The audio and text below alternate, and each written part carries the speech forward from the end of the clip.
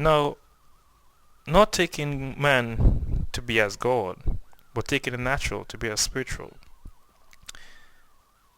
we find that although man is made up as very inferior and very much sinful, destructive, we find that he's made in the image and likeness of God, which the Bible tells us of. Now, if you look at the natural man, how he's made up, or that is how you can look and see how God is made up. For Paul said that by the things which are created, the things which we can see is made known. And Paul always looked at nature to show or to make a reference to that which is spiritual in many of his sermons.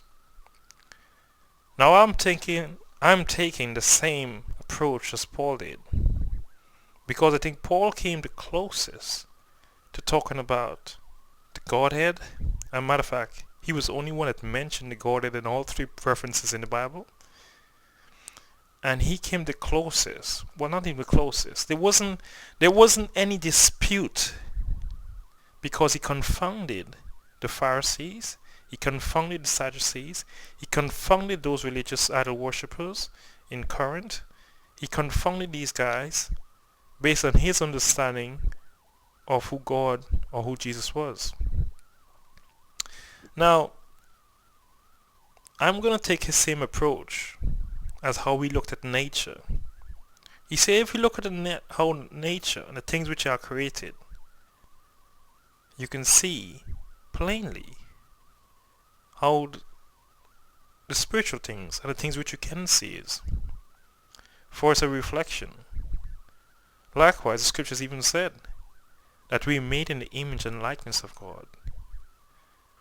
Now, a man is made up in three different forms or different segments or different degrees.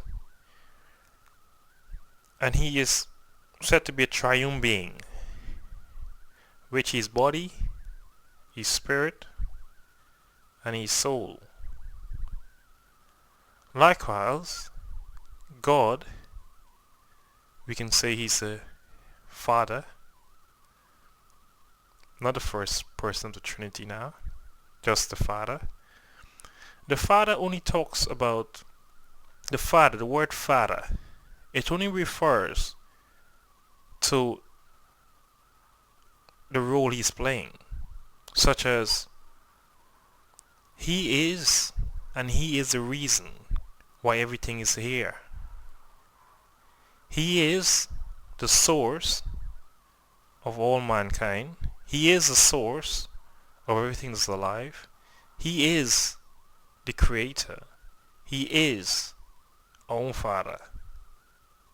That means we are, or the things that exist, are his offspring. He created these things. Likewise, the word Father. It has no other classification or no other name that you can mention other than Father to depict these qualities, such as we, the world and everything is created, is the offspring of this source. This source is called the Father, because of him are everything which is that exists. Now, if we looked at the human body, we see the natural flesh that you can touch, feel, see, hear. With the five senses, you can contact this, and you can actually touch it, feel it. Likewise, if you look at Jesus, You can touch him, feel him, knock him over, even kill him. If you look at the Father, you can see him, you can touch him. There's a lot of things you can do to him because he's spirit. If you look at yourself, you can't see your spirit, but you know your spirit is within you. You know you have a spirit.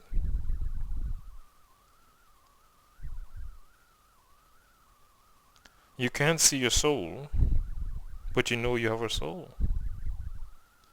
Because there's conscience, there's reasoning, there's memory, there's imagination, there's emotion.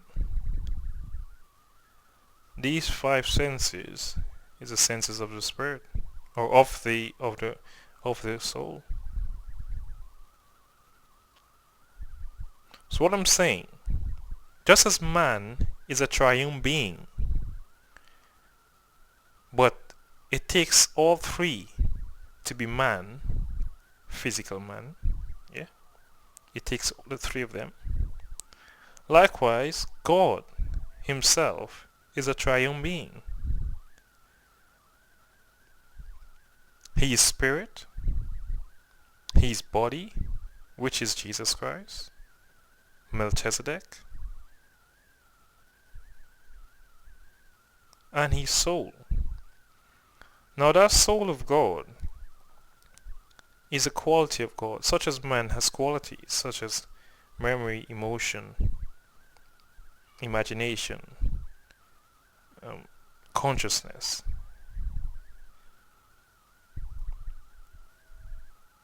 Just as man has these qualities, likewise Jesus has these qualities, God has these qualities, or that soul has these qualities. And that soul has a will too, but not a will to do right or wrong, such as man has a will to do right or wrong.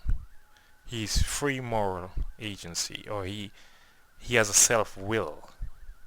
Man don't have this God don't have this self-will. Man does. Man has his will that he can do both good or evil. He can do either God's will or the will of the flesh. But God has his will. And as Paul said, Jesus came to do the purpose of his will.